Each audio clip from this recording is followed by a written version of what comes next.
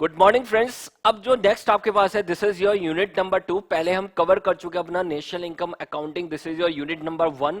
और वहां पर हमने सारी टर्म्स जो भी थी आपके पास वो हमने डिस्कस की थी। GDP at market price, GDP at factor cost, NDP at market price, NDP at factor cost, NNP eight market price, NNP eight factor cost. तो वो सारी टर्म्स हमने डिस्कस की। साथ में हमने प्रैक्टिकल क्वेश्चंस भी वहां पर सॉल्व किए, डिस्पोजेबल इनकम, पर्सनल इनकम, वो हर पॉइंट को हमने वहां पर कवर किया है। अब उसी का एक्सटेंशन यहां पर है आपके पास, the Keynesian theory of determination of national income. तो this is your unit number 2। और यहां पर आप सीखेंगे कि केनेशियन के अकॉर्डिंग आपके पास 2 सेक्टर मॉडल, 3 सेक्टर मॉडल और 4 सेक्टर मॉडल क्या है, और वहां पर हम कैसे equilibrium determination of national income करते हैं। ठीक है, तो यहां पर आपको केनेशियन बेसिकली किसके बारे में बता रहा है, इक्विलिब्रियम इनकम कैलकुलेट करने के लिए बता रहा है कि किस पॉइंट पे हमारे जो एग्रीगेट डिमांड है और एग्रीगेट सप्लाई है, दोनों क्या हो रहे हैं, इक्वल हो रहे हैं। तो हम वो इनकम कैलकुलेट करना चाहते हैं, वो इक्विलिब्रियम इनकम कैलकुलेट करना चाहते हैं जहां पर हमारी एग्रीगेट डिमांड और एग्रीगेट सप्लाई दोनों क्या हो, इक्वल हो। और उसके लिए they are using the 2 sector model, 3 sector model and the 4 sector model. तो वो उन्होंने वहां पर डिस्कस किया है। तो वही पूरा पार्ट हम यहाँ पर कवर करेंगे।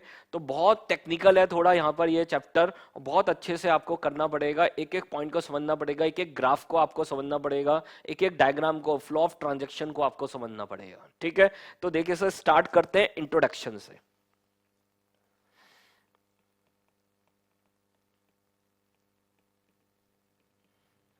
Introduction, the first point is J M Keynes.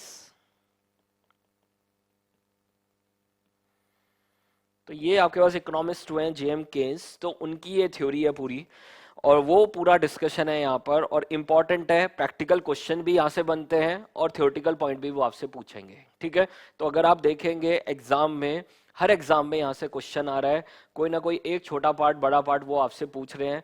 4-5 marks का यहाँ से कम आ रहा है। ठीक है, तो आप हर यूनिट को मान के चलें कि आपके पास 4-5 मार्क्स की आपके पास आने वाली है यहाँ पर, क्योंकि 2 ही यूनिट है, 10 मार्क्स की वेटेज है। तो 5-5 मार्क्स तो आप लगा ही लो कम से कम, और एक या 2 मार्क्स आपको ज्यादा ही मिलता है। ठीक है, तो देखिए sir, J M Keynes has invented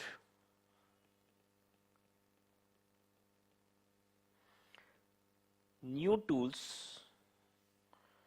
and techniques of economic analysis.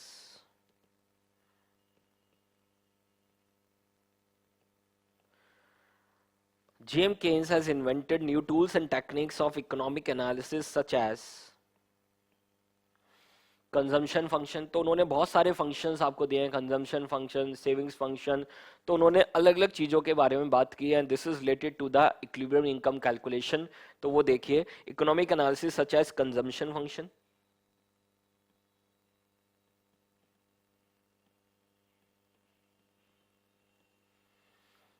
This is multipliers. तो आप पढ़ेंगे आगे वहां पर इन्वेस्टमेंट मल्टीप्लायर। तो अलग अलग पॉइंट आप यहाँ पर पढ़ने वाले हैं। Marginal efficiency of capital,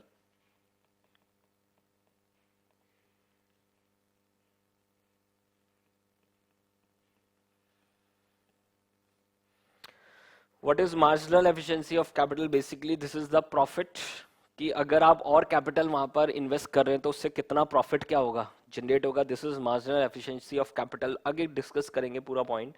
liquidity preference, तो लिक्विडिटी प्रेफरेंस थ्योरी भी इन्होंने बताया है। Liquidity preference,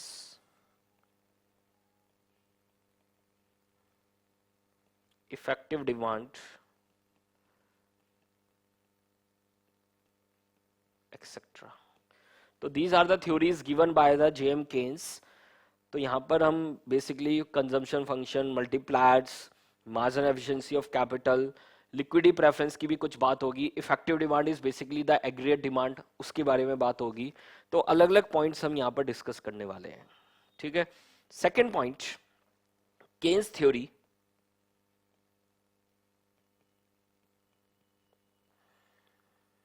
Keynes theory is known as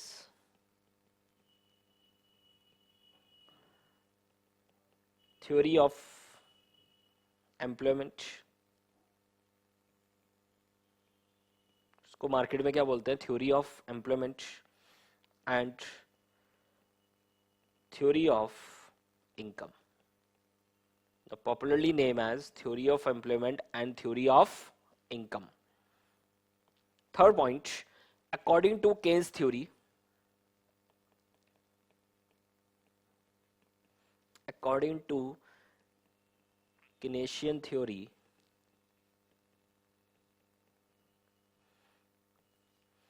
volume of employment depends on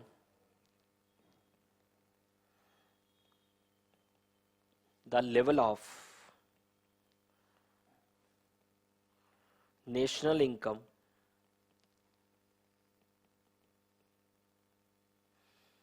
and output. सही बात भी है कि एम्प्लॉयमेंट का जो लेवल है वो किसके ऊपर डिपेंड करेगा, जो हमारी नेशनल इनकम होगी या हमारे जो आउटपुट होंगे। ज्यादा आउटपुट होगा तो एम्प्लॉयमेंट ज्यादा होगा, और अगर वहां पर देख लीजिए इनकम ज्यादा होगी तो एम्प्लॉयमेंट क्या होगा, ज्यादा होगा। तो बहुत क्लियर है, volume of employment depends on the level of national income and the output. Fourth point, Keynesian theory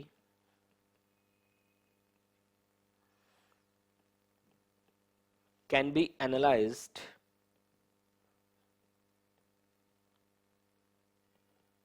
in three models.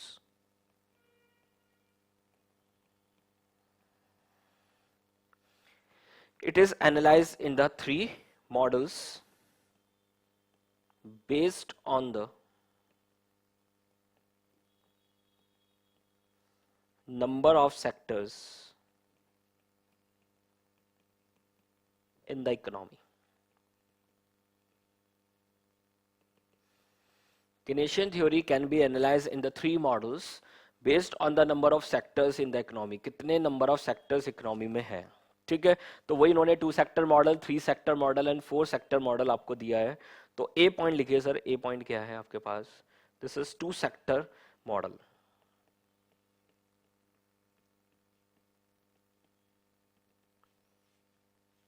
Two sector model comprises of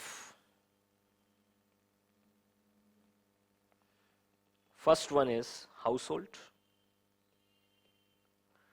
तो केनेशियन वहां पर क्या मान रहे हैं, केन्स वहां पर क्या मान रहे हैं कि सिर्फ 2 ही सेक्टर हैं, एक house hold and the second one is business sector.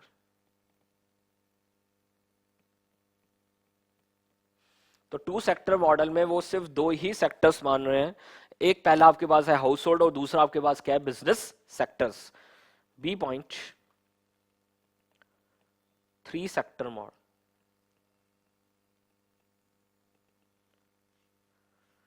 Three sector model comprising of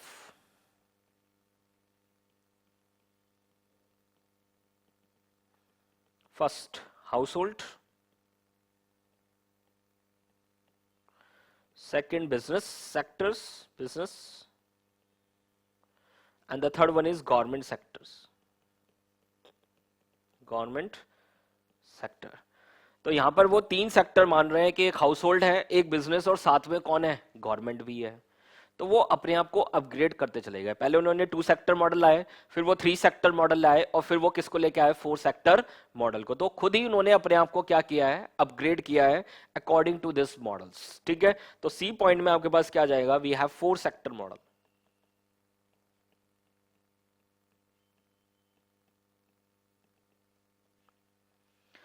four sector model, और 4 सेक्टर मॉडल कंप्राइजिंग ऑफ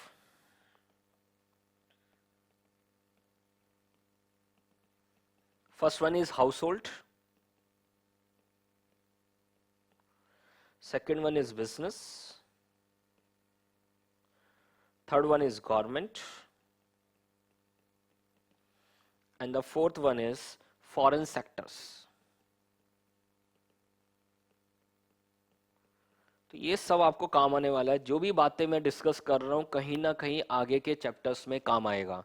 तो बहुत अच्छे से आप एनालाइज करना, एक एक पॉइंट आपके माइंड में सेट होना चाहिए। और जब हम आगे जाके थ्योरीज पढ़ेंगे, वहां पर आपके पास जो फॉरेन एक्सचेंज मार्केट में थ्योरीज हैं, जो आपके पास इंटरनेशनल ट्रेड में थ्योरीज है, कहीं ना कहीं इन सब का क्या होगा, लिंक होगा, ठीक है। तो we have 4 sector model, 3 sector model and 2 sector model. ठीक है, तो फर्स्ट पॉइंट आपके पास क्या था, introduction. Now the second one, this is conceptual framework. क्या क्या टर्म्स यहां पर है, क्या क्या कॉन्सेप्ट यहां पर है, उसके बारे में बात करेंगे। Then will be move to the 2 sector model, 3 sector model and 4 sector model. ठीक है, तो बेसिक पॉइंट है, बेसिक्स है यहां पर जो हम कवर करेंगे, और फिर उसके बाद मॉडल्स पे पहुंच जाएंगे। ठीक है, तो देखिए sir, conceptual framework.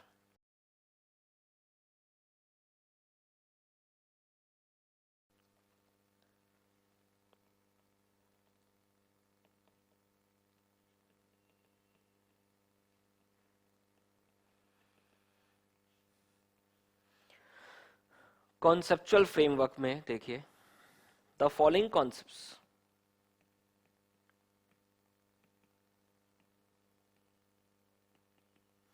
the following concepts should be borne in mind. The following concepts should be borne in mind in the context of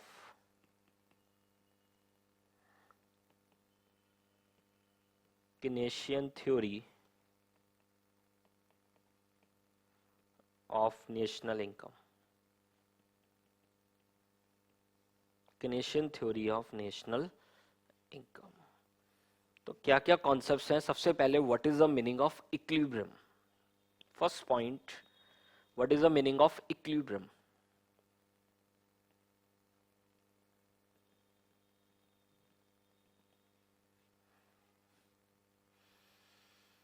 तो ए पॉइंट लिखिए इसके अंदर, इक्विलिब्रियम। अब देखिए यहां पर इक्विलिब्रियम का मतलब क्या है, वहां वो स्टेट्स देख लीजिए जहां पर कोई चेंज होने की टेंडेंसी ना हो। समझ पा रहे हैं, हमारी एग्रीगेट डिमांड किसके बराबर हो, एग्रीगेट सप्लाई के बराबर हो। हमारी जो डिमांड है वही वहां पर आउटपुट हो। तो मैं वो नेशनल इनकम कैलकुलेट करना चाहता हूं, वो equilibrium level of national income calculate करना चाहता हूं, जहां पर हमारी aggregate demand is equal to aggregate supply, and this is your equilibrium level. उसको क्या बोलते हैं, इक्विलिब्रियम लेवल। ठीक है, तो मैं वो नेशनल इनकम कैलकुलेट करना चाहता हूं, हमारी इकोनॉमी में उतनी नेशनल इनकम जनरेट होनी चाहिए जिससे एग्रीगेट डिमांड और एग्रीगेट सप्लाई क्या हो जाए, इक्वल हो जाए। तो वही यहां पर वो कैलकुलेशन है कि वो नेशनल इनकम कैलकुलेट करना चाहते हैं। This is your equilibrium level of national income, जहां पर आपकी एग्रीगेट डिमांड और सप्लाईज क्या हो, इक्वल हो। तो लिख लीजिए, केनेशियन theory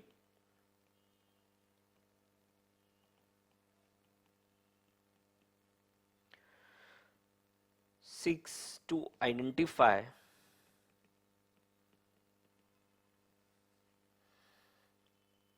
equilibrium level of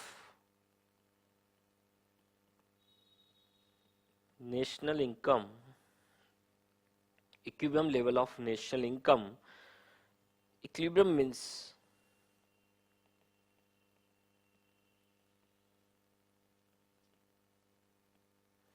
equilibrium का मतलब क्या है, स्टेट और situation, a state or situation from which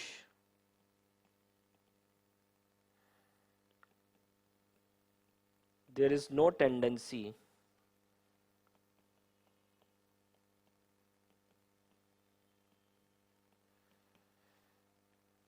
जहां पर हम अपने आप को वहां पर चेंज नहीं करना चाहते हैं, वो पॉइंट हम कैलकुलेट करना चाहते हैं, there is no tendency to change. ठीक है, there is no tendency to change. B point लिखिए,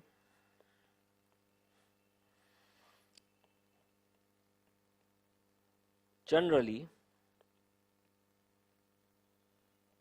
equilibrium occurs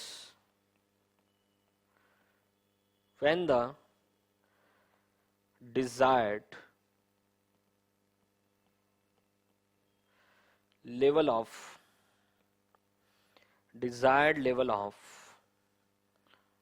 output, desired level of output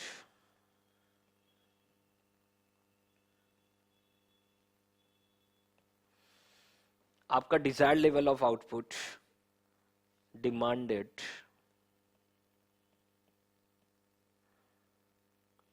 by all sectors sectors in the economy, all sectors in the economy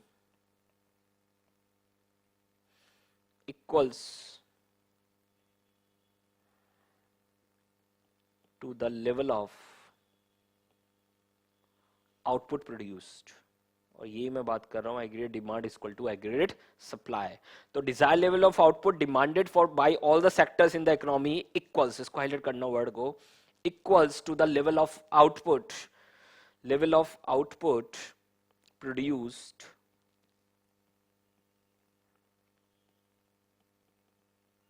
during that time period. So generally equilibrium occurs when the desired level of output demanded by all the sectors in the economy equals to the level of output produced during that time period. This means that production plan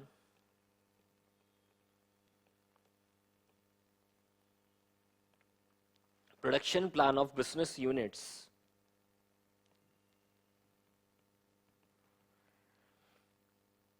should be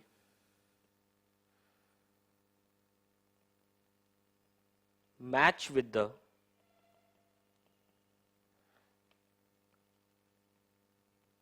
consumption or expenditure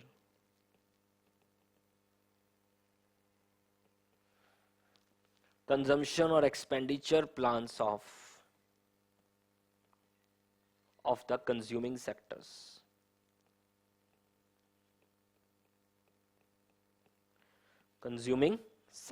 So this is the meaning of equilibrium. It means that the production plan of the business unit should be matched with the consumption plans of the consuming sectors. तो simple terms में अगर मैं बात करूं, this is the point where, this is the national income where annual output is equal to the annual aggregate demand is equal to the aggregate supply.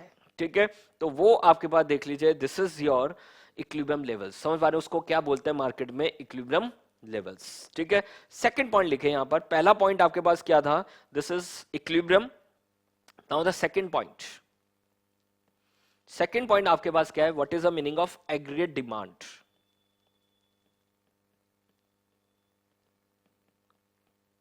इसी को effective demand भी बोलते हैं. This is aggregate demand. तो अगर हम बात करें डिमांड की, तो ये हमने पहले चैप्टर में भी पढ़ा था कि डिमांड दो चीजों के लिए आ रही है, एक इन्वेस्टमेंट के लिए और एक एक्सपेंडिचर के लिए. तो demand is equal to the consumption plus investment. ठीक है, तो अगर मैं डिमांड की बात करूं तो डिमांड किस चीज के लिए आ रही है? एक तो कंजम्पशन करने के लिए और एक इन्वेस्टमेंट करने के लिए. ठीक है, तो aggregate demand is equal to consumption plus investment. तो देखिए सर, ए पॉइंट लिखिए.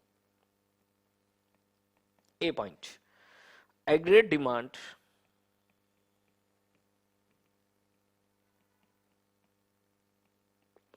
Denoted by D covers. क्या क्या कवर कर रहा है? फर्स्ट पॉइंट क्या कवर कर रहा है? Demand for consumer goods and the second one, this is demand for investment goods.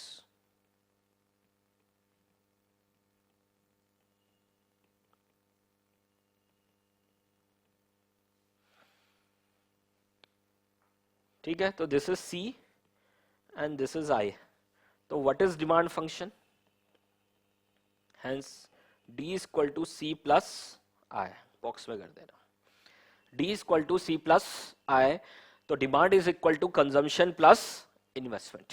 ठीक है, तो आपके पास जो डिमांड है वो किसके बराबर है? Consumption plus investment. In the short run investment क्या रहती है? कांस्टेंट. याद रखना, इन द शॉर्ट रन में इन्वेस्टमेंट क्या रहती है? Constant.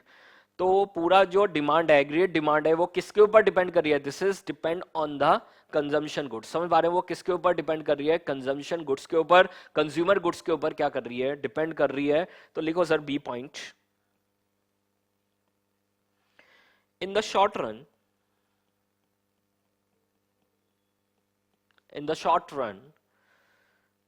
D demand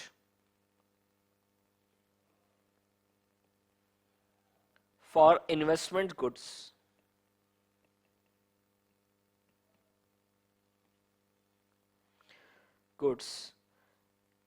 in the short run, demands for the investment goods, this is I, is constant. से I के क्या बोलते हैं उसको, I के शॉर्ट रन में demand for investment goods is constant, hence aggregate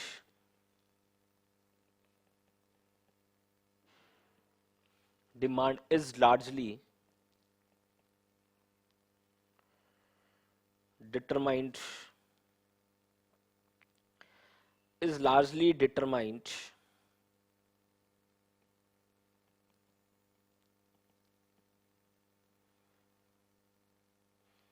aggregate demand is largely determined the demand for consumer goods, demand for consumption goods or the consumer goods. So तो demand function क्या हो जाएगा, C plus आई के, क्या हो जाएगा, C plus आई के। Check कर लीजिए कैसे मूव हुआ, पहले डिमांड था कंजम्पशन प्लस इन्वेस्टमेंट, हम कह रहे हैं शॉर्ट रन में इन्वेस्टमेंट गुड्स की डिमांड क्या रहेगी, कांस्टेंट, तो दिस इज आई के, तो what is your demand function, aggregate demand is equal to consumption plus investment के, ठीक है, constant. Now the C point, so private demand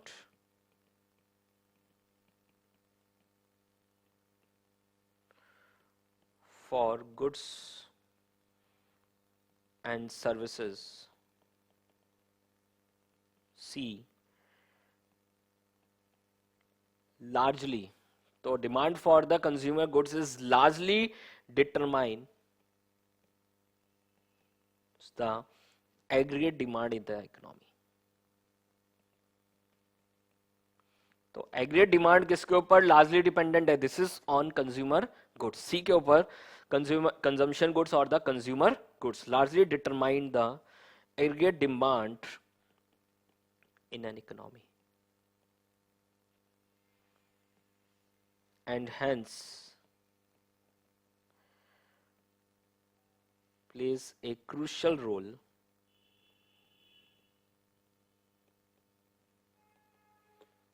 in the determination of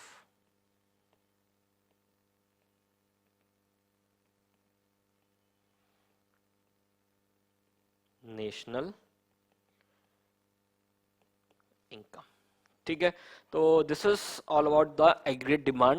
what is the meaning of aggregate demand, this is consumption plus investments, और investment constant रहेगी तो इसका मतलब जो aggregate demand is largely dependent on the consumption goods, ठीक है, और उसके अकॉर्डिंग ही नेशनल इनकम क्या होगी, कैलकुलेट होगी। Now the next third term यहां पर आपके पास क्या है,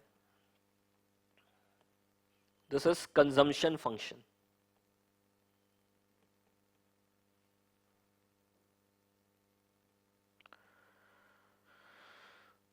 नेक्स्ट आपके पास क्या है, now the third point, this is your consumption function.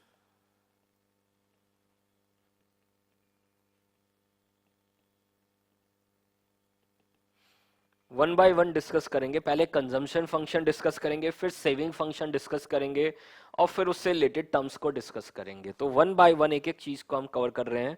The third point is consumption function. तो सबसे पहले व्हाट इज द कॉन्सेप्ट। अब सिंपल सा पॉइंट है सर, कंजम्पशन किसके ऊपर डिपेंड करेगी, इनकम के ऊपर सर, जितनी इनकम उतनी कंजम्पशन। तो यहाँ पर कंजम्पशन फंक्शन कैसे बना है वो समझना पड़ेगा, उसका डायग्राम समझना पड़ेगा, और तभी आप आगे की चीजें समझ पाएंगे, ठीक है। तो what is consumption function concept, the consumption function, तो ये तो सबको पता है ना, कंजम्पशन किसके ऊपर डिपेंड करेगी, इनकम के ऊपर। जितनी इनकम होगी उतना ही आप क्या करोगे, कंज्यूम करोगे।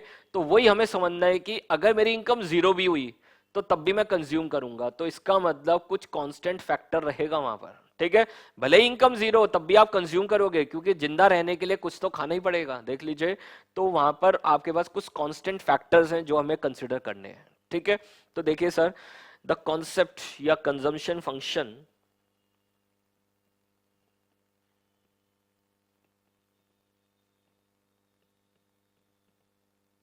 the consumption function expresses the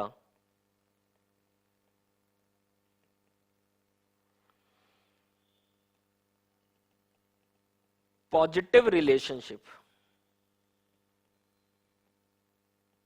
है ना, पॉजिटिव रिलेशनशिप, जितना इनकम उतना consumption. The consumption function expresses the positive relationship between consumption, this is C, and incomes, total disposable income. याद आ रहा है, पिछले चैप्टर में डिस्कस किया था what is disposable income, personal disposable income, and this is your simple personal income minus personal taxes, ठीक है। तो total disposable income and this is y, इसको हम क्या बोल रहे हैं, y, ठीक है। तो देखिए sir, what is the relationship or the consumption function?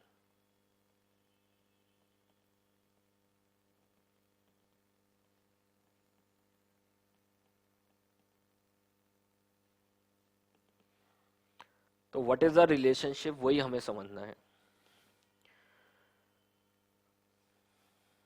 The relationship between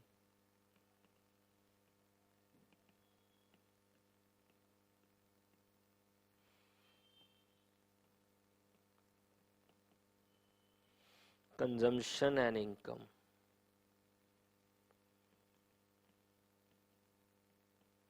is given by the linear relationship.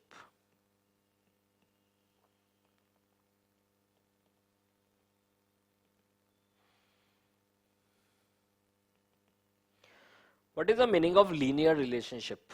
Linear relationship का मतलब होता है straight line relationship. समझ पा रहे हैं? This is, इसको मार्केट में क्या बोलते हैं, linear को straight line relationship.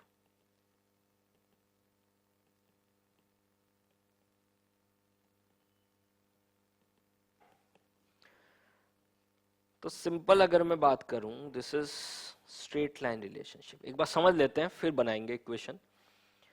Straight line relationship, this is your disposable income, this is y, and this is your consumption c।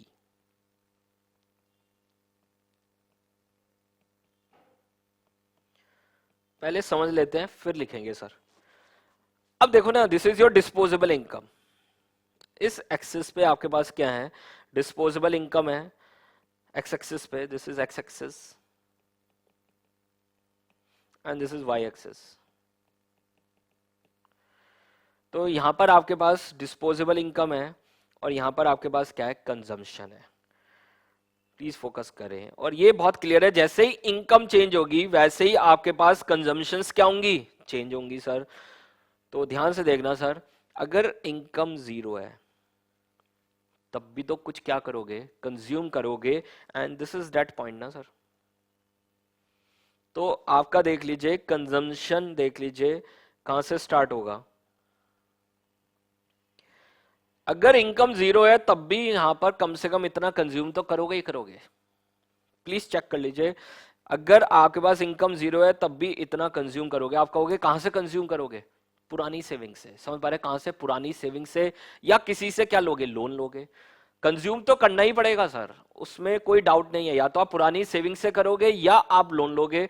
तो मतलब कंजम्पशन फंक्शन कहां से स्टार्ट होगा, this is from that point. समझ पा रहे हैं, इस पॉइंट से इसको क्या बोलते हैं, ए। इस पॉइंट को क्या बोलते हैं, ए, कांस्टेंट फैक्टर।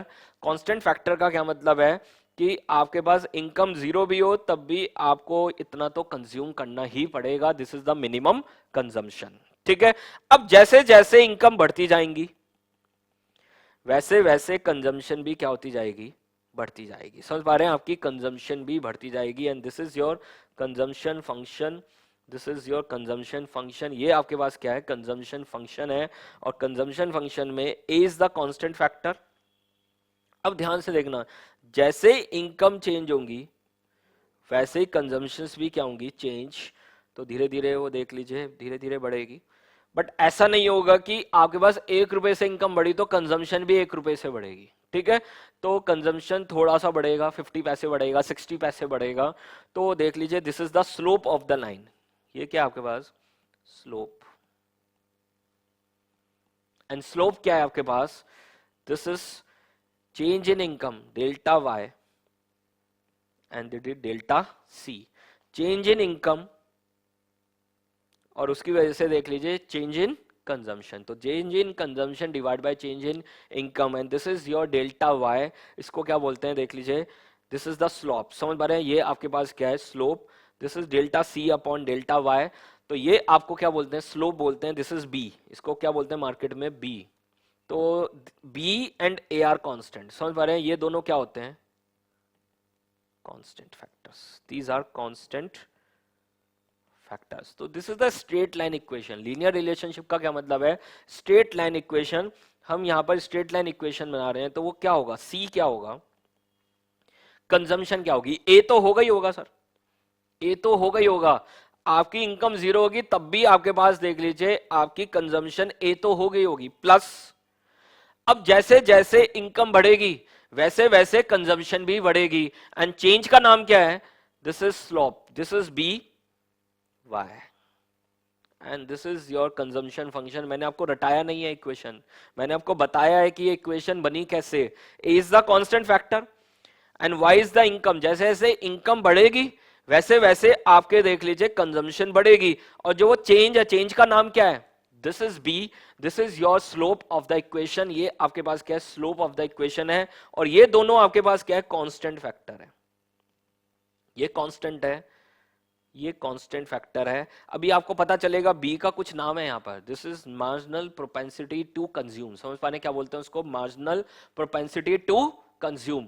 तो वो भी अभी हम समझेंगे, बट पहले इक्वेशन को समझना है। तो A is the constant factor, B is also constant. Constant क्यों, क्योंकि वहां पर देख लीजिए हम कह रहे हैं कि अगर 1 रुपए से इनकम बढ़ी तो वहां पर देख लीजिए आपकी कंजम्पशन 50 पैसे बढ़ी। तो this is your constant factor and Y is your income, Y is your income. तो वाई को पता क्या बोलते हैं यहाँ पर, दिस इज इंडिपेंडेंट वेरिएबल। क्या बोलते हैं इसको, इंडिपेंडेंट वेरिएबल।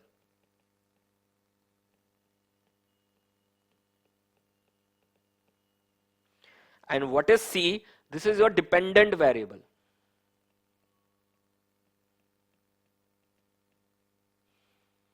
तो y is your independent variable and c is your dependent variable.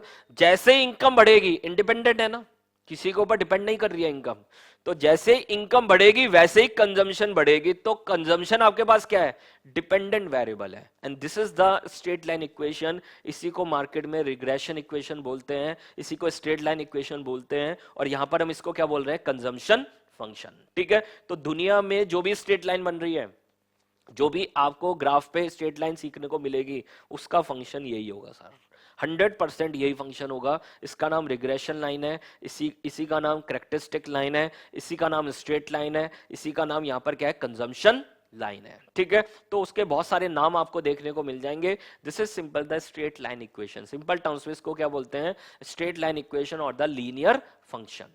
ठीक है, तो देख लीजिए what is the consumption, A is the constant factor. देख लीजिए दिस इज द पॉइंट, अगर वहां पर इनकम जीरो है तब भी आपकी कंजम्पशन होगी ही होगी सर। दिस इज ए, इसको क्या बोल रहे हैं ए, और देख लीजिए this is the slope B.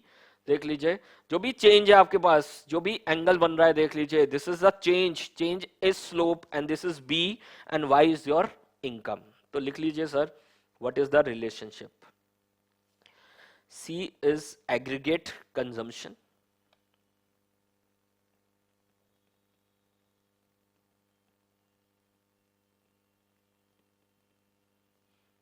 expenditure, y is aggregate income, total disposable income। वो डिस्पोजेबल इनकम क्यों है, वही तो हम क्या कर सकते हैं, यूज कर सकते हैं। ठीक है, and is a constant,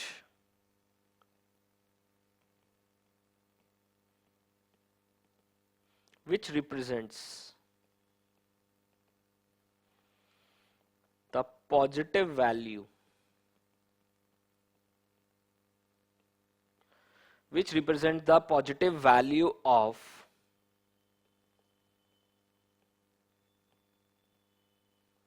consumption, positive value of consumption at zero level of disposable income. Zero level of disposable income. तो this is the constant value. तो अगर आपकी इनकम जीरो होगी तब भी आप 10 रुपए का कंजम्पशन करोगे तो 10 रुपीज आपके पास क्या होगी? This is your constant value. ठीक है. तो this is A. What is B? This is the slope of the. तो जो वो एंगल क्रिएट हो रहा है, जो ये एंगल क्रिएट हो रहा है देख लीजिए. तो this is the slope of the equation, slope of the consumption function. Slope of the consumption function, that is क्या होता है? Delta C upon delta Y. Delta का क्या मतलब होता है? चेंज. तो this is change in consumption due to change in income. तो ये आपके पास क्या है? This is your slope of the equation. ये आपके पास क्या है? स्लोप ऑफ द इक्वेशन है. और इसी को हम बी को क्या बोलेंगे? नोट बना के लिख लेना अगले पॉइंट में. What is B? Is called the marginal propensity. Marginal propensity to consume. MPC बोलते हैं इसको. क्या बोलते हैं? एमपीसी. अभी नेक्स्ट पॉइंट में हम डिस्कस करेंगे. ठीक है. तो this is the simple point. जैसे इनकम चेंज होगी वैसे कंजम्पशन चेंज होगी. उस चेंज का नाम क्या है? This is slope. ठीक है. उस चेंज का नाम क्या है? आपके पास स्लोप है. तो this is your consumption function. तो कंजम्पशन फंक्शन क्या है? A plus B Y. Consumption function is A plus B Y. तो ये जो लाइन है वो क्या कंजम्पशन फंक्शन है. तो this is A plus B Y.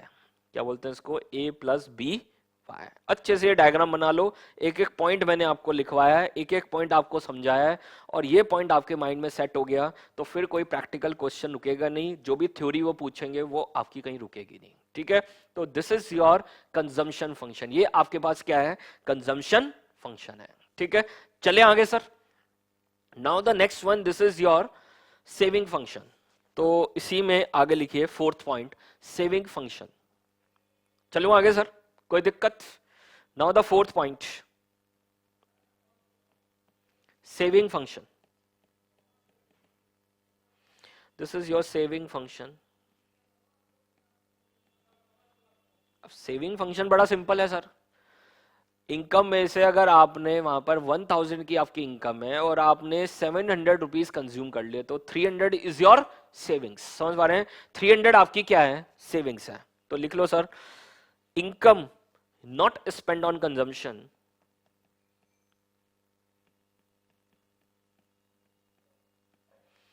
income not spent on consumption is saved. Thus, saving function denotes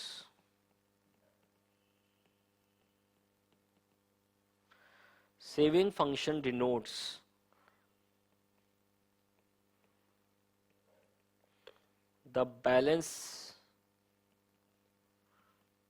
after the impact of consumption. After the impact of consumption. ठीक है सर. तो बना देंगे, saving is that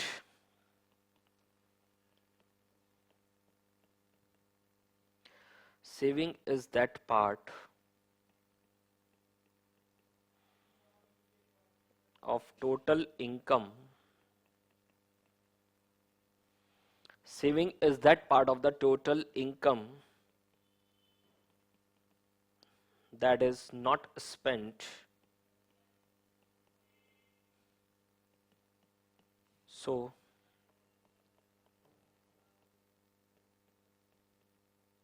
saving function is given by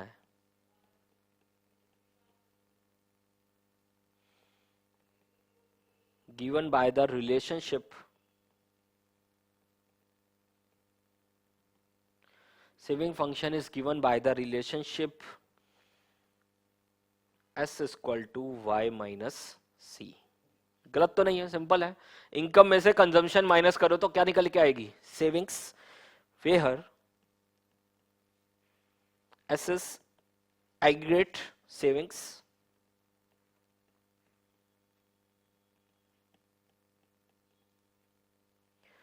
y is total disposable income,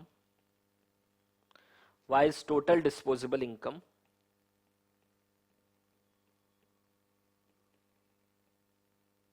तो crux यही है, what is consumption function, this is constant factor a plus this is b slope into y। तो जैसे ही y change होगा वैसे ही c change होगा, और a और b आपके पास क्या रहेंगे, कांस्टेंट फैक्टर रहेंगे। साथ में सेविंग फंक्शन क्या होगा, इनकम में से क्या माइनस करोगे, कंजम्पशन, तो क्या निकल के आएगी, सेविंग्स। तो y is total disposable income and c is the aggregate consumption expenditure.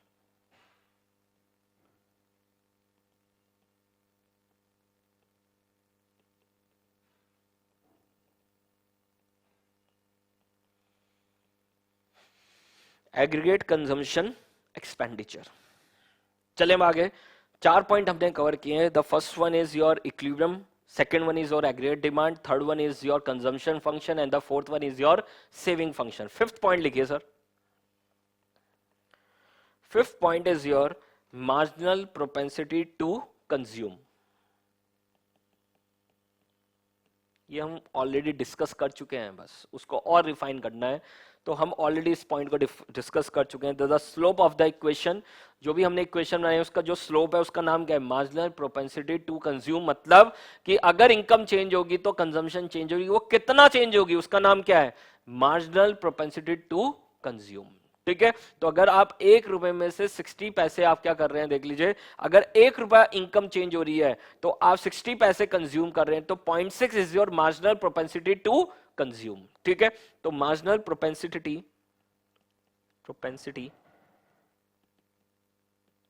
To consume,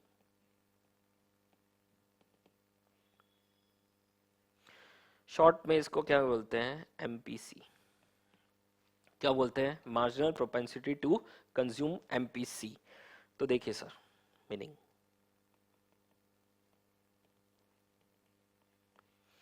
what is the meaning. तो मैं एमपीसी यूज कर रहा हूं अब सब जगह, क्योंकि पूरा बड़ा वर्ड है तो बार बार लिखना सही नहीं है। तो अब मैं एमपीसी यूज करूंगा मार्जिनल प्रोपेंसिटी टू कंज्यूम के लिए। तो MPC is the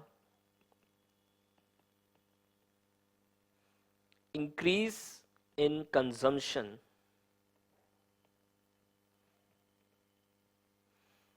for every unit of increase in disposable income।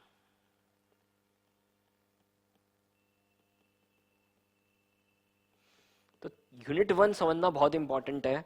Unit 1 में जितनी भी टर्म्स हमने डिस्कस किया है ना, वो आगे आपको चैप्टर्स में दिखेंगी, तो आपको ध्यान रखना पड़ेगा उन टर्म्स का। तो MPC is the increase in the consumption for every unit of increase in disposable income. और वो डायग्राम से भी मैंने बताया था कि जैसे ही यहाँ पर आपके पास क्या है, डिस्पोजेबल इनकम, और यहाँ पर क्या है, कंजम्पशन। तो जैसे ही यहाँ पर आपके पास देख लीजिए इनकम चेंज होगी, वैसे ही आपकी देख लीजिए कंजम्पशन भी क्या होगी, चेंज होगी। उस चेंज का नाम क्या है, this is your marginal propensity to consume, और उसका नाम हमने बी दिया था, this is the slope of the equation. तो this is delta C upon delta Y, समझ पा रहे हैं, this is delta C upon delta Y. तो ये आपके पास देख लीजिए विद डायग्राम में आपको ये चीजें समझा रहा हूं, आपके माइंड में सेट हो जाएगी सर। ठीक है, तो देखिए सर, नेक्स्ट इसमें लिखो सर और पॉइंट, कैलकुलेशन सीख चुके हैं, अब याद तो नहीं करनी पड़ेगी। तो what is MPC, this is equal to B equal to delta C upon delta Y, delta C upon delta Y, box में कर लेना सर इसको। तो this is your marginal propensity to consume. ठीक है, साथ में लिखो नोट बना के, as income this is y increases consumption, this is C, also tends to increase. However, अब ये तो नहीं है ना 1 रुपए से इनकम बढ़ी तो 1 रुपए से कंजम्पशन बढ़ जाएगी, नहीं सर ऐसा तो नहीं होगा, वो वहां पर देख लीजिए थोड़ा बढ़ेगी, समझ पा रहे हैं, अगर 1 रुपए से इनकम बढ़ी तो कंजम्पशन थोड़ी बढ़ेगी, 1 रुपए से कम बढ़ेगी, ठीक है। तो as income increases consumption also tend to increase, however the increase in consumption will be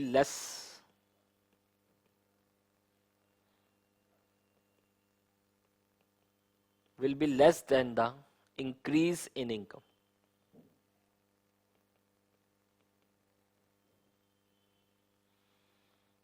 Hence B lies, B का मतलब MPC, उसको मत भूलना, MPC lies between 0 to 1, वो हमेशा किसके बीच में होगी, 0 to 1, तो B या MPC is always greater than 0 but always less than 1, bracket में कर देना, तो ये आपके पास देख लीजिए, बॉक्स में कर देना, तो ये आपके पास देख लीजिए, दिस इज द रिलेशनशिप, तो B is always greater than 0 and less than 1, or the marginal propensity to consume is always greater than 0 and less than 1, ठीक है सर। आगे देखो sir, next point, and the next point is your MPS, marginal propensity to save, ठीक है। तो पहले देख लो, इसमें कोई डाउट, सिंपल पॉइंट है, तो how to calculate delta C upon delta Y, ठीक है। चेंज इन कंजम्पशन किसकी वजह से हो रही है, this is change in due to change in income, this is marginal propensity to consume, on the same ground हम क्या बना देंगे, मार्जिनल प्रोपेंसिटी टू सेव, ठीक है। तो देखिए sir, this is your next point, तो ये पॉइंट आपके पास क्या था, this is your 5th point, now the 6th point, 6th point लिखिए sir, MPS, marginal propensity to save, marginal propensity to save, ठीक है। तो ये चीज यहां पे बहुत क्लियर है, आपके माइंड में सेट हो जानी चाहिए कि यहां पर ये दोनों एक दूसरे से लिंक्ड है सर, कंजम्पशन और सेविंग एक दूसरे से क्या है, लिंक्ड है, ठीक है। तो जितना आप कंज्यूम करोगे उससे जो बचेगा वो क्या होगा आपके पास, सेविंग्स, तो लिख लो सर इस पे मार्जिनल प्रोपेंसिटी टू सेव, तो MPS is, what is MPS is the increase in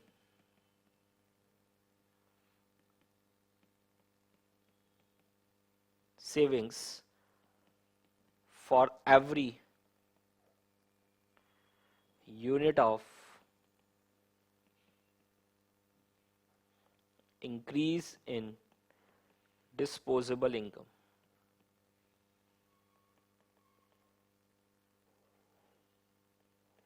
disposable income, तो क्या बनेगा MPS, delta S upon delta Y, delta S upon delta Y, और 1 माइनस MPC, देख लो ना, अगर MPC 0.6 आ रहा है तो MPS क्या हो जाएगा, 0.4, ठीक है। तो कंजम्पशन से जो बचेगा वो क्या होगा, सेविंग्स, तो अगर आपके पास MPC इज 0.6 तो MPS कितना आ जाएगा, 0.4, क्योंकि वहां पर देख लीजिए जो बैलेंस है वो क्या होगा, मार्जिनल प्रोपेंसिटी टू सेव, तो जितना आप 1 रुपए से इनकम बढ़ी, आपने 60 पैसे स्पेंड किए, तो 40 पैसे क्या करोगे, सेव करोगे, तो what is marginal propensity to save, this is changing savings delta S upon delta Y, this is changing saving due to change in income, तो ये आपके पास क्या आ गया, मार्जिनल प्रोपेंसिटी टू सेव, या और सिंबलिकली हम क्या लिख सकते हैं, 1 माइनस बी, क्या लिख सकते हैं, 1 minus B, this is marginal propensity to save, accordingly same देख लो point, on the same ground लिख देंगे, as income Y increases,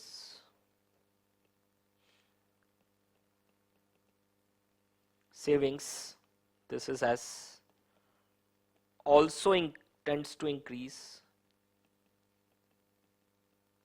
or tends to increase,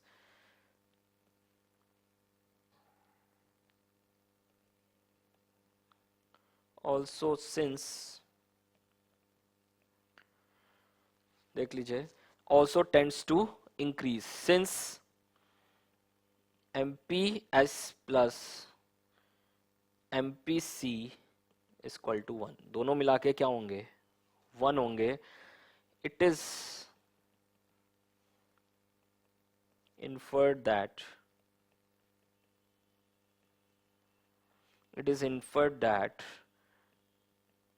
MPS lies between 0 to 1, lies between 0 to 1. तो MPC आपके पास 0 to 1 के बीच में था, तो MPS भी 0 to 1 के बीच में होगा, क्योंकि दोनों को मिला के वैल्यू क्या आएगी, 1. तो ये याद रखना, प्रैक्टिकल में काम आएगा ये. If they are giving you the MPS तो MPC निकाल सकते हो, MPC दे दिया तो क्या निकाल सकते हो, MPS. ठीक है, तो it is inferred that MPS lies between the 0 to 1, hence. तो क्या बना sir, MPS is also greater than 0 and less than 1. ठीक है, तो ये भी आपके पास किसके बीच में है, 0 to 1 के बीच में है. नोट बना के लिखना sir.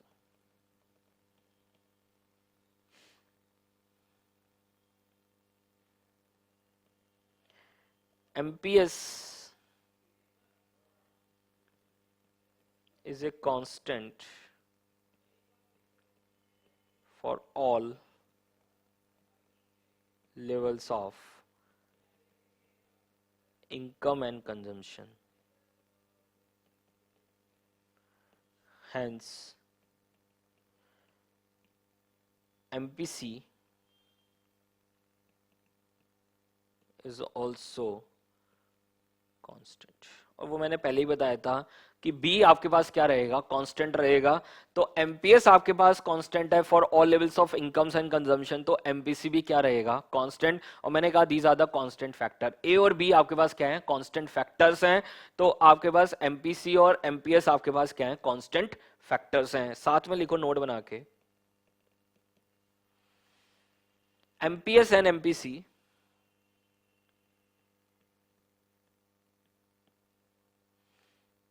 Can never be negative. वो कभी नेगेटिव नहीं हो सकते सर, ध्यान रखना सर.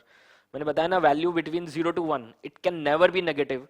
अगर इनकम बढ़ेगी तो कंजम्पशन बढ़ेगी सर, इनकम बढ़ेगी तो सेविंग्स बढ़ेंगी. तो याद रखना, MPC और MPS कभी भी नेगेटिव नहीं हो सकते हैं. तो this is can never be negative as increase in income always tends to या leads to increase in consumption and savings. Increase in consumption and savings. ठीक है, तो ये आपके पास देख लीजिए. अगर मैं सिंपल टर्म्स में बात करूं तो MPC plus MPS this is equal to 1. ठीक है, ये दोनों मिला के आपके पास क्या होंगे, 1 होंगे. ठीक है, तो बहुत अच्छे से एनालाइज कर लीजिए. कोई भी अगर पॉइंट है, कुछ भी पूछना चाहते हैं तो आप पूछ सकते हैं.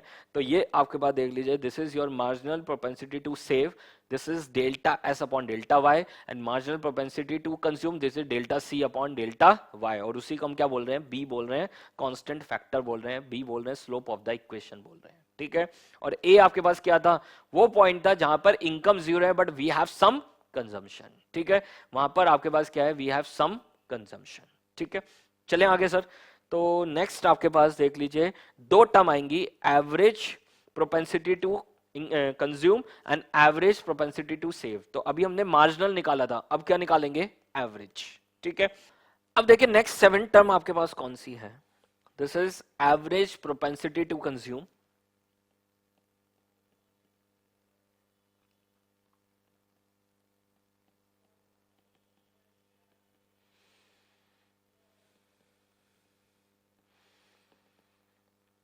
और सेम ऐसे ही आएगा average propensity to save, this is APC. क्या बोलते हैं इसको? APC. How to calculate average propensity to consume, ये सब प्रैक्टिकल क्वेश्चन में काम आएगा। And this is your total consumption. अब चेंज नहीं ले रहे हम, टोटल ले रहे हैं। Total consumption divide by total income.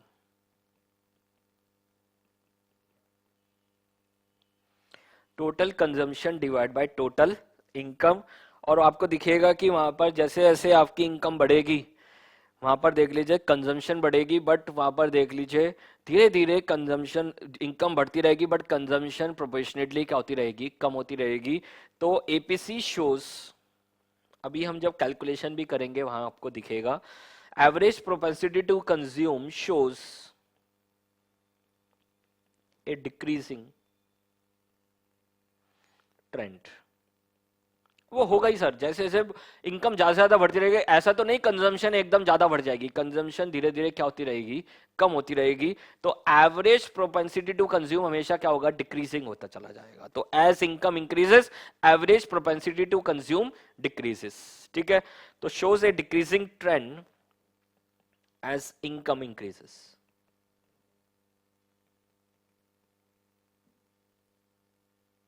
As income increases.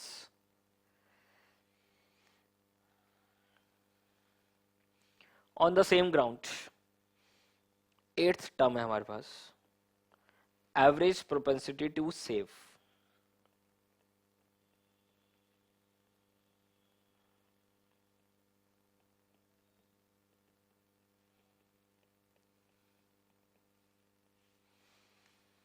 Average propensity to save on the same ground, APS क्या होगा? Total savings divide by total income, this is S upon Y.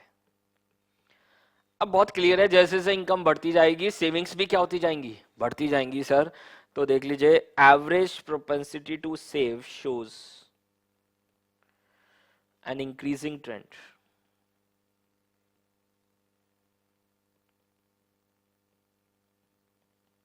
as income increases. As income increases, तो average propensity to save, this is S upon I Y या incomes देख लीजिए। तो this is savings, total savings divided by total incomes। तो आपको दिखेगा जब अभी हम कैलकुलेशन करेंगे, जैसे जैसे इनकम बढ़ती जाएगी एपीएस क्या होता जाएगा? बढ़ता जाएगा। ठीक है, और वो लॉजिक भी है, जैसे जैसे इनकम बढ़ेगी आप सेविंग्स क्या करते जाओगे? बढ़ाते जाओगे, कंजम्पशन थोड़ी क्या करते जाओगे? कम। मतलब कम का मतलब है कि वहां प्रोपोर्शनेट क्या करते जाएंगे? कम कंजम्पशन होगी जैसे जैसे इनकम बढ़ेगी, बट सेविंग्स क्या होती जाएंगी? प्रोपोर्शनेटली बढ़ती चली जाएंगी। ठीक है, तो याद रखना APC and APS, again this is equal to 1। समझ पा रहे हैं? वो भी किसके बराबर होंगे? 1 के बराबर होंगे। तो ये आपके पास देख लीजिए, this is your average propensity to consume and this is average propensity to save. ठीक है, तो दो टर्म हमने पहले सीखा, एमपीसी एंड एमपीएस, और फिर दो टर्म्स हमने सीखा एपीसी एंड एपीएस। ठीक है, नाउ द नेक्स्ट वन, तो ये हमारी 8th टर्म थी, नाउ द 9th टर्म। तो अभी तक का क्रक्स देखें तो what is MPC? Marginal propensity to, this is delta C upon delta Y, और उधर आपके पास delta S upon delta Y, this is MPS. APC and APS average total consumption divide by total income, and APS आपके पास total saving divide by total income. तो ये आपके पास क्या निकल के आ जाएगा? Average propensity to consume and average propensity to save. ठीक है, now the 9th term, this is your 45 degree line. ये मैं आपको डिस्कस कर चुका हूं, बट मैं दोनों के लिए अभी डिस्कस करूंगा, कंजम्पशन फंक्शन के लिए भी और सेविंग्स फंक्शन के लिए साथ में ही। ठीक है, तो देखिए सर, सबसे पहले कंजम्पशन फंक्शन जो हमने बनाया था, तो उसी को और अच्छे से रिफाइन कर रहे हैं विथ 45 डिग्री लाइन से। तो 45 डिग्री लाइन क्या है, पहले एक बार वो लिख लेते हैं, फिर डायग्राम बनाते हैं। In determining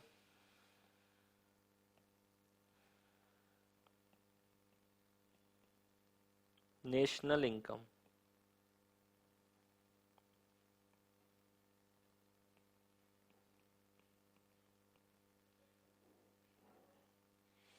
In determining national income equilibrium level, a 45-degree line is drawn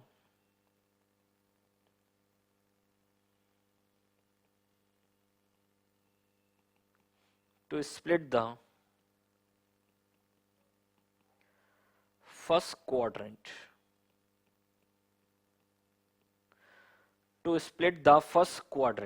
ठीक है, तो जो क्वाड्रेंट बन रहा है उसको स्प्लिट करने के लिए we are using the 45 degree line. तो वो क्या है आपके पास, this is the positive side वाला, बस वो याद रखना, positive quadrant.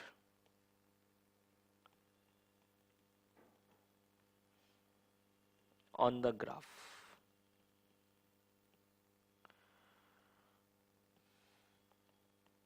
this 45 degree line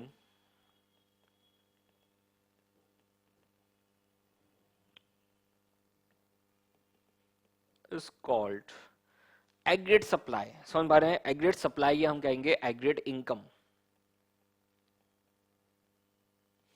तभी तो पूरा फंक्शन कंप्लीट होगा ना सर, जब वहां पर इनकम होगी तभी तो आप बाइफर्केट करोगे उसको कंजम्पशन और सेविंग्स में। तो पहले हम बनाएंगे वहां पर इनकम लाइन और फिर देखेंगे कंजम्पशन लाइन कहां पर और सेविंग्स लाइन कहां पर है, ठीक है। तो this 45 degree line is called aggregate supply, aggregate supply line और इनकम लाइन। समझ पा रहे हैं, एग्रीगेट सप्लाई लाइन और द इनकम लाइन। तो वी हमें पता ही है विच डिनोट्स द फंक्शन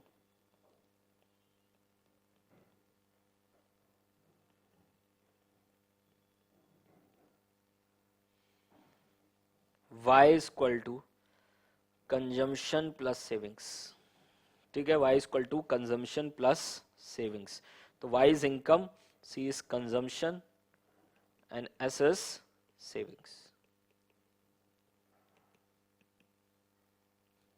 ठीक है सर। तो देखिए सर एक बार डायग्राम बनाते हैं और फिर इसके बारे में और डिफाइन करेंगे और नोट्स लिखेंगे इसके ऊपर, ठीक है। तो देखिए सर सबसे पहले डायग्राम में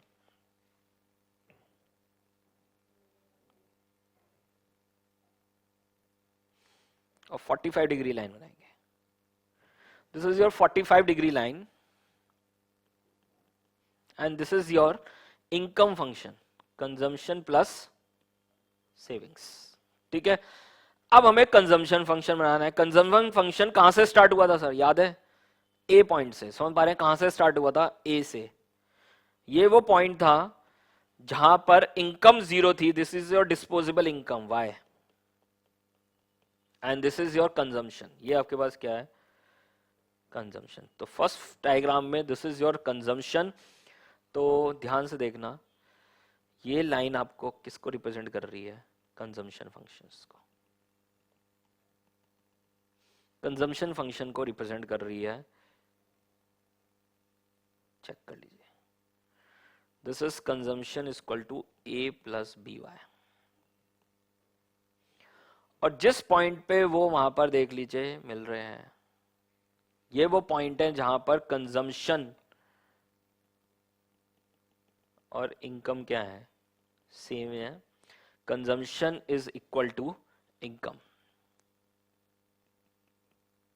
ये वो पॉइंट है जहां पर आपके पास कंजम्पशन और इनकम क्या है, सेम है। दिस इज y0, इसको क्या बोल रहे हैं, y0, क्लियर है।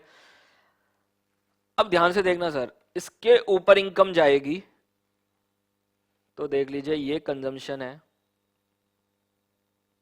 तो ये जो बैलेंस होगा वो क्या होगा, सेविंग्स। ये क्या होंगी, सेविंग्स। अगर यहां पर देख लीजिए this is income is greater then consumption, तो यहां पर क्या आएंगी, सेविंग्स। बट अगर यहां पर आपके पास consumption is greater than income, तो उस केस में इसको क्या बोलते हैं, डिस सेविंग्स। क्या बोलते हैं, डिस सेविंग्स, डिस सेविंग्स। समझ पा रहे हैं। तो इसका मतलब या तो आप पुरानी सेविंग्स से वहां पर उसको कंजम्पशन करोगे, या वहां पर देख लीजिए बोरो करके क्या करोगे, कंजम्पशन करोगे। कंजम्पशन तो करनी पड़ेगी, this is your constant factor, this is your consumption line, देख लीजिए, this is your income line. तो ये आपके पास देख लीजिए, the balance part is your savings, this is your dissavings. तो ये आपके पास देख लीजिए, this is your equilibrium level जहां पर कंजम्पशन और इनकम क्या है, सेम है, ठीक है। अब ध्यान से देखना, जैसे ही इनकम बढ़ेगी, y0 से y1 हो रही है इनकम, जैसे ही y0 से ym हो रही है, तो आप देखना वहां पर क्या हो रहा है, ध्यान से देखना,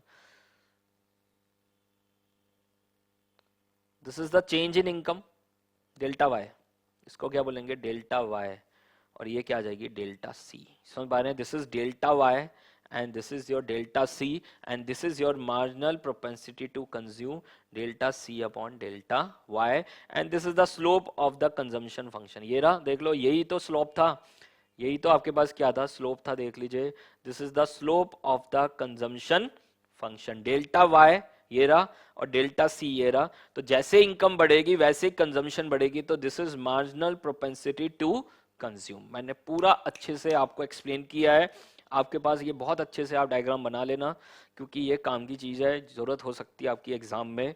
तो जैसे ही इनकम बढ़ेगी ये रही सर, वैसे ही कंजम्पशन भी बढ़ेगी, और ये आपके पास देख लीजिए, जैसे ही आपके पास इनकम बढ़ेगी तो कंजम्पशन बढ़ेगी, and this is delta Y and this is delta C and this is your marginal propensity to consume. ये कंजम्पशन फंक्शन है और ये आपके पास क्या है, इनकम फंक्शन है। बहुत अच्छे से हमने एनालाइज कर लिया, देख लीजिए, अगर कंजम्पशन ज्यादा है और इनकम कम है तो दिस इज डिस सेविंग, अगर कंजम्पशन कम है इनकम ज्यादा है तो क्या आ जाएगी, सेविंग्स। तो ये पोर्शन आपके पास क्या आ जाएगा, दिस इज द पोर्शन, ये पोर्शन आपके पास क्या आ जाएगा, this is your saving portion, और ये पोर्शन आपके पास क्या आ जाएगा, डिस सेविंग पोर्शन। समझ पा रहे, ये आपके पास क्या आ जाएगा, डिस सेविंग्स पोर्शन, ठीक है। And this is your delta Y and this is your delta C, ठीक है। चेक कर लो एक बार, बहुत अच्छे से पूरा मैंने अच्छे से एक्सप्लेन कर दिया है, ठीक है। अब इसी को थोड़ा इसी के नीचे बनाना डायग्राम, सेविंग फंक्शन बनाएंगे, ठीक है। इसी के नीचे पैरेलल बनाना सर, पैरेलल बनना चाहिए बिल्कुल, तभी वो आपको समझ में आएगा।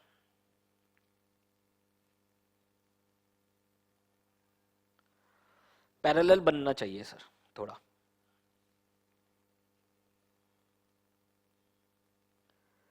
तो वो मैं आपसे थोड़ा सा, ये लाइन एंड ये लाइन, ये थोड़ा सा होना चाहिए बस। Again this is the disposable income and this is your savings, ये आपके पास क्या है, सेविंग्स है, ठीक है।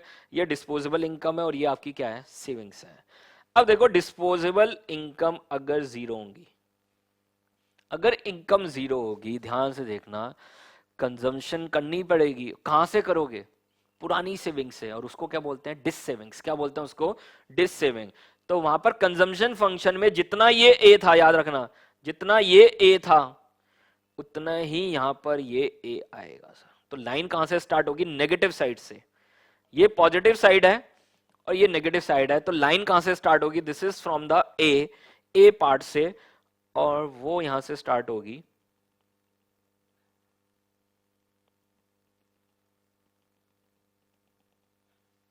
अब देखिए सर, ये चीज बहुत क्लियर होनी चाहिए कि लाइन स्टार्ट कहां से होगी, वो ए पॉइंट से स्टार्ट होगी। वो ए पॉइंट क्या है, ध्यान से देखना, अगर इनकम जीरो होगी तो आपकी कंजम्पशन होगी, कुछ पॉजिटिव कंजम्पशन होगी, तो वहां पर देख लीजिए कुछ नेगेटिव क्या होगी, डिस सेविंग्स। क्या होंगी, डिस सेविंग्स होंगी। आप पुरानी सेविंग को यूज करोगे कंजम्पशन करने के लिए, तो this is your negative side. समझ पा रहे, ये आपकी नेगेटिव साइड है। तो लाइन कहां से स्टार्ट होगी, इस पॉइंट से स्टार्ट होगी, और जैसे जैसे देख लीजिए इनकम बढ़ती जाएगी, डिस सेविंग्स कम होती चली जाएगी, इनकम बढ़ती जाएगी, डिस सेविंग कम होती जाएगी, और इस पॉइंट पे ध्यान से देखना, जहां पर कंजम्पशन और इनकम दोनों इक्वल थी तो सेविंग्स क्या आ जाएंगी, जीरो। समझ पा रहे हैं, यहां पर सेविंग्स आपके पास क्या होंगी, जीरो होंगी। देख लीजिए, this is your savings line, savings line ये रही, और ये आपके पास क्या है, this is your disposable income. तो इस पॉइंट पे जहां पर इनकम और कंजम्पशन इक्वल हैं, तो वहां पर सेविंग्स क्या होंगी, zero.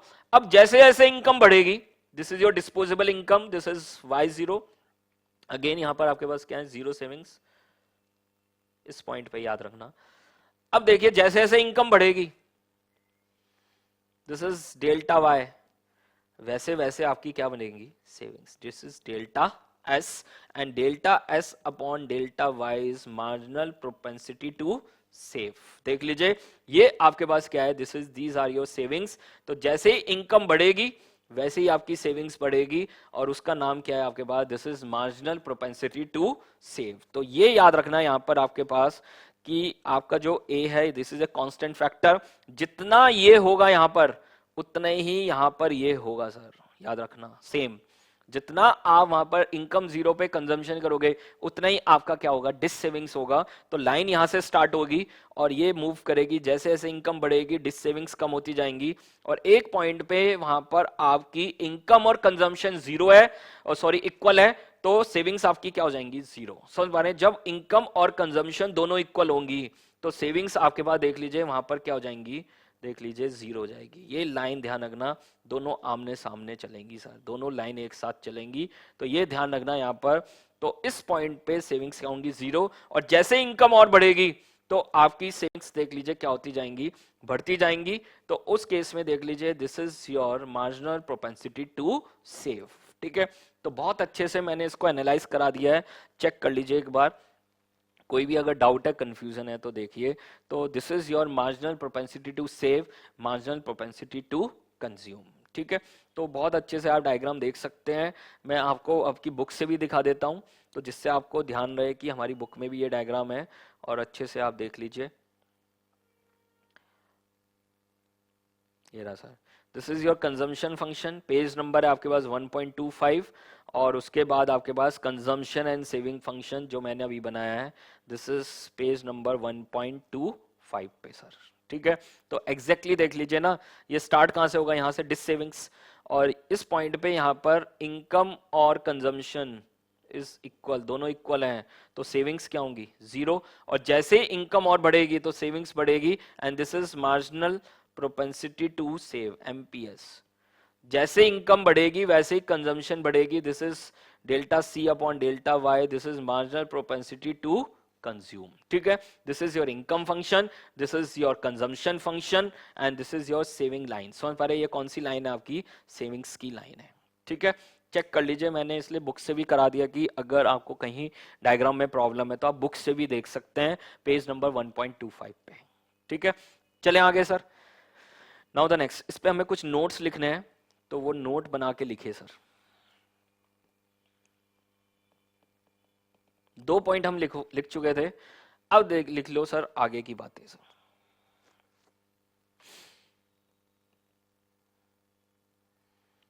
All points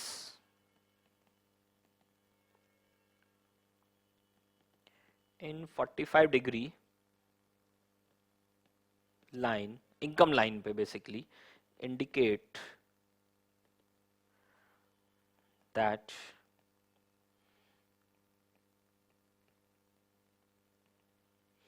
aggregate expenditure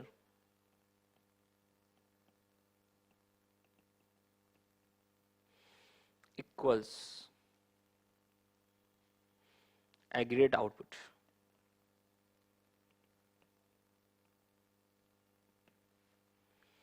ठीक है, तो इस लाइन पे देख लीजिए, all points in 45 degree line indicates aggregate expenditure is equal to the aggregate output. तो जितना आउटपुट है उतना ही क्या है, एक्सपेंडिचर है। देख लीजिए उस एग्रीगेट इनकम लाइन पे आगे देखिए क्या लिखा हुआ है। So this 45 degree line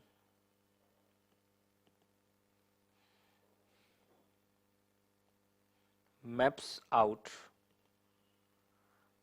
all possible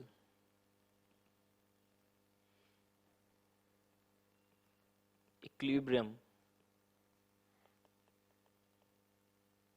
income levels. तो इनकम लाइन पे आपको दिखेगा 45 डिग्री लाइन पे, तो वो वहां पर आपको बता रहा है कि दिस इज योर, उस पॉइंट पे aggregate expenditure is equal to aggregate output. This is the income line ना, वही आपकी क्या है, एग्रीगेट इनकम लाइन है। तो income is equal to consumption plus savings. देख लीजिए, तो इनकम कंजम्पशन और सेविंग्स के बराबर है, तो इसका मतलब उस पॉइंट पे इनकम लाइन पे एक्सपेंडिचर और आउटपुट क्या होंगे, देख लीजिए सेम होंगे। So this 45 maps out all the possible equilibrium income levels. तो वो आपको किसको शो कर रही है, पॉसिबल इनकम लेवल को, इक्विलिब्रियम इनकम लेवल्स को शो कर रही है। if the economy is operating at less than full employment,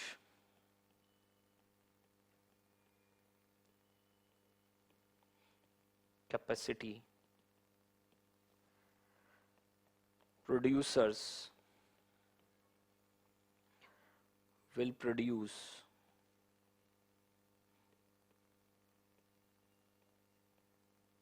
अगर वहां पर लेस एम्प्लॉयमेंट है तो उस केस में full less than full employment है तो producers will produce any output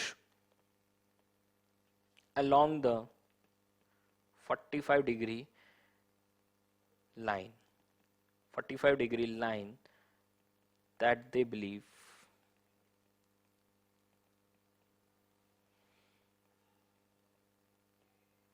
consumers will buy. तो ये वहां पर एक्सटेंडेड एनालिसिस है कि जो ये 45 डिग्री लाइन है यहाँ पर देख लीजिए, this is your income line. तो all points on this line indicates the aggregate expenditures and the aggregate outputs. ठीक है, तो उतनी इनकम है ना, उतना ही तो आप एक्सपेंडिचर कर सकते हो, उतना ही आउटपुट जनरेट होगा. तो आप कितना आउटपुट जनरेट करना चाहोगे एज ए प्रोड्यूसर, तो इस लाइन के अराउंड ही, इस लाइन के आसपास ही. तो वही लिखा हुआ है, all point in 45 degree line indicates the aggregate expenditure equal to the aggregate output.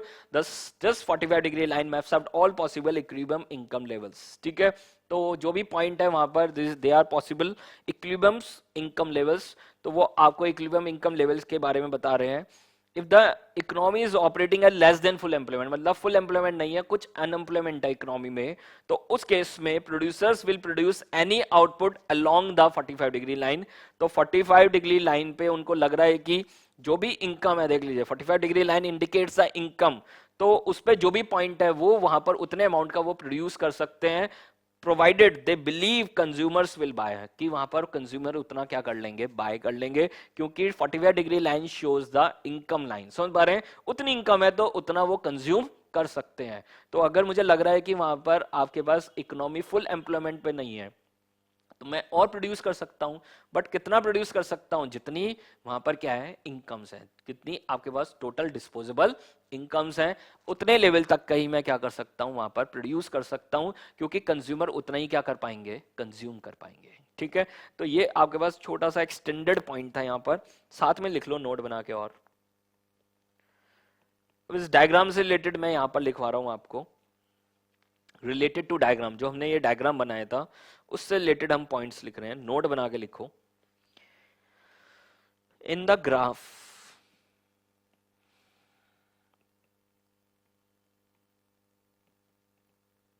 Consumption and savings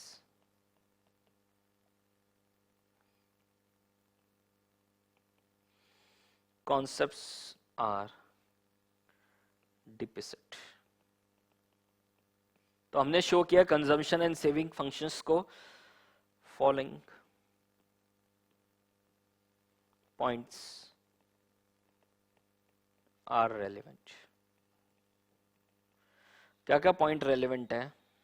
पहला point x axis. X axis पे क्या है? Represent disposable income.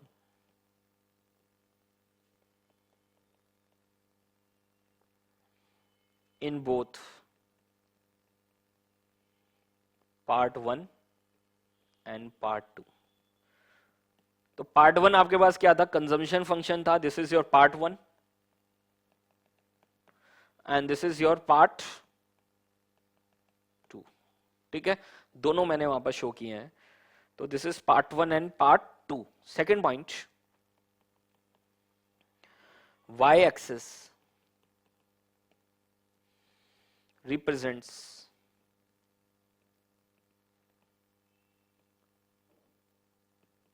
consumption in part 1 and savings in part 2. Part 1 में आपके पास consumption है Y access पे, और पार्ट 2 में आपके पास क्या है? सेविंग्स है। Now the third point, consumption at zero level of income, at zero income levels,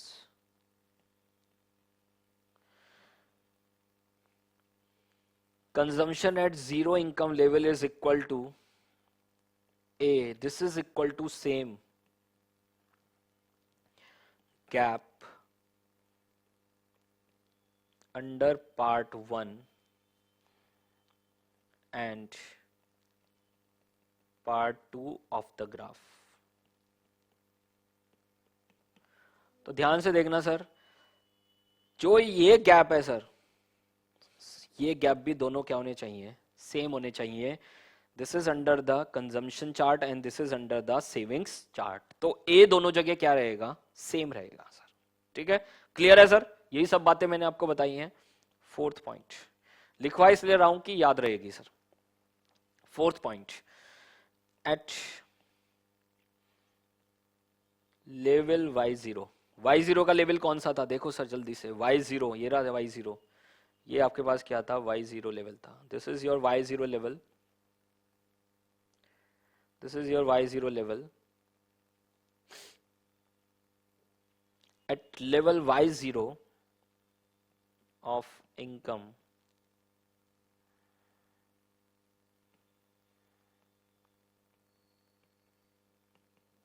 consumption is equal to income. उस पॉइंट पे कंजम्पशन और इनकम दोनों क्या थे, इक्वल थे as per part 1।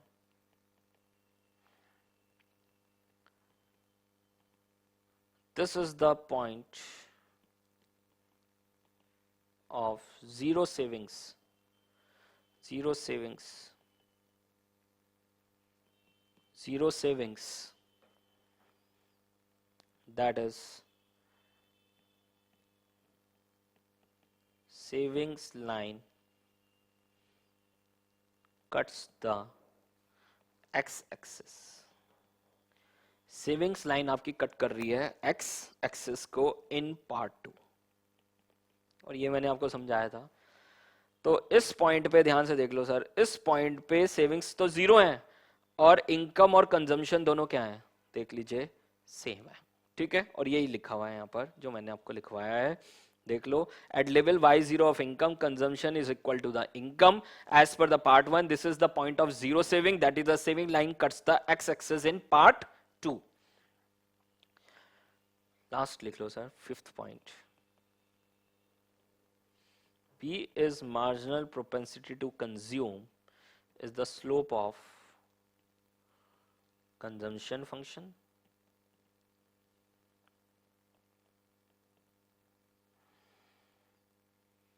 is equal to delta C upon delta Y, and sixth point is marginal propensity to save is delta S upon delta Y। ठीक है, तो ये मैंने शो किया ग्राफ 1 में और ये मैंने शो किया है ग्राफ 2 में। ठीक है, तो this is all about your 45 degree line, और 45 degree line is your income line, और उससे हमने क्लियर किया what is consumption function, what is saving function, कहां पर दोनों इक्वल होंगे इनकम और कंजम्पशन, उस पॉइंट पे सेविंग्स क्या होंगी, जीरो, और उससे ऊपर इनकम बढ़ेगी तो आपकी सेविंग्स बढ़ेंगी। And the change in savings due to change in income is marginal propensity to save, and change in consumption due to change in income, this is marginal propensity to consume। एक एक point अच्छे से हमने mind में set कर लिया है।